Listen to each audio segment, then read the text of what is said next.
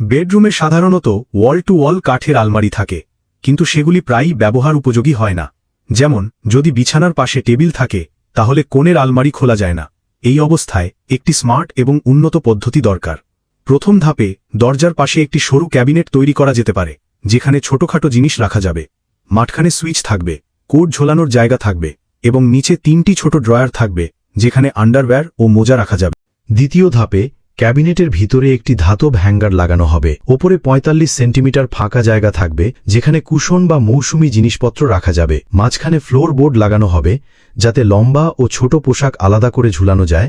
এতে খুঁজে বের করাও সহজ হবে। সেই সাথে 2টি স্টোরেজ বক্স রাখা হবে এবং কোণের শেলফ এক্সটেন্ড করা হবে, যাতে আরও বেশি কাপড় রাখা যায়। তৃতীয় ধাপে ক্যাবিনেটের বাইরের দিকে প্লাস্টার বোর্ডের একটি দেয়াল তৈরি করে তাতে পর্দা লাগানো হবে, যাতে একটি ছোট ক্লোক রুম, পোশাক রাখার ঘর তৈরি হয়। চতুর্থ ধাপে ক্যাবিনেটের মাঝখানে একটি জায়গা কেটে স্বচ্ছ কাঁচ লাগানো হবে এবং ওপরে একটি হ্যাঙ্গিং শেলফ তৈরি করা হবে।